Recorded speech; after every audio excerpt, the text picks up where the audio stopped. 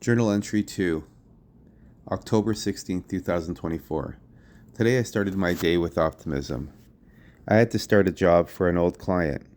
I had to repaint her basement and refinish her stairs. I needed to focus on the bedroom first, and over the next 2 days I will work my way through the basement and up the stairs.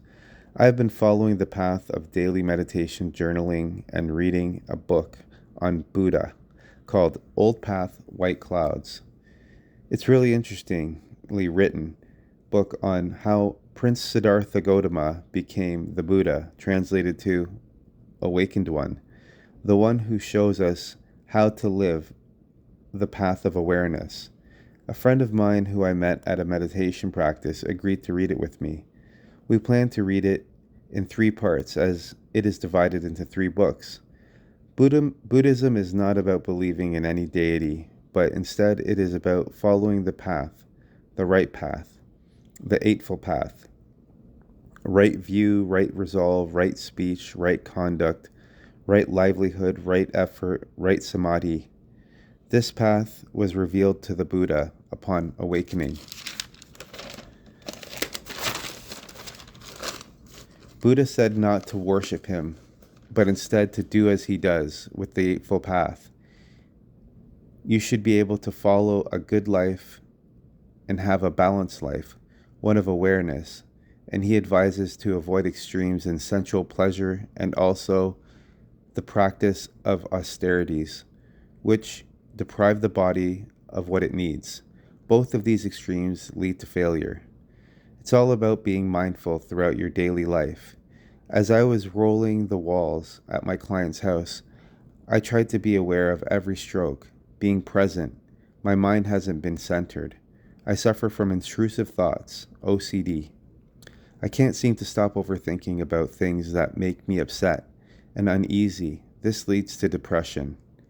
I was listening to Sadhguru as I worked, and he was talking about how he found a way to be blissed out, that when your mind stops thinking, all your cells come alive and you're filled with joy. It is our compulsive reaction to life that hurts us. This is the nature of OCD, obsessive compulsive disorder. The need to compulse is very strong, and some refer to it as a monster, because the more attention you give it, the more the monster grows. I was on ssris for this very reason, and it did help, but it also made me feel like a zombie in many ways. I lost my libido, I gained a lot of weight, and I swear it caused pains in my spine. I lived like this for 5 years, and somehow I found myself smoking a joint every day. I was in a pretty bad state. I was recommended to a doctor that was holding daily meditation sessions for free, and I began attending. My interest grew to yoga, to Buddhism, to the point that I was meditating somewhere every day, as I found other free meditations around. When I was at a Buddhist monastery, one of the monks was reading the precepts and said, "We must refrain from intoxicants," and I felt as though it was time to quit all the pills and blunts. I was worried to be without these things, but I wanted true mental clarity. It was very tough to stop. I reduced my meds a little at a time for a couple months until they were finally done. I cleaned out my weed cabinet, holding all papers, lighters, grinders, blunts, blunt wraps, pipes, and any other little bits of weed.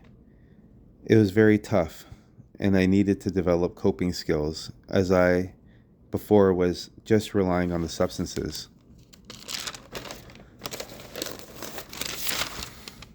It's been over a year now, and it has been extremely challenging. For a long time, I lost my interest in meditation and in all forms of spirituality. I would sit in my chair in my living room and obsess over all the things in my life that bothered me. About 1 month ago, I started microdosing psilocybin mushrooms, and it seems to have been helping me a lot. I'm back to some of my meditation classes and also reading.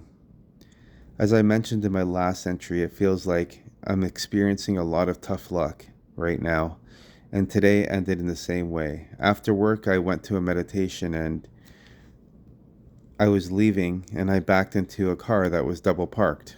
I couldn't believe it.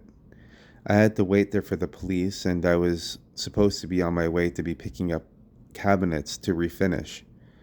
I'm not sure why I continue to make these mistakes. What can I do at this point?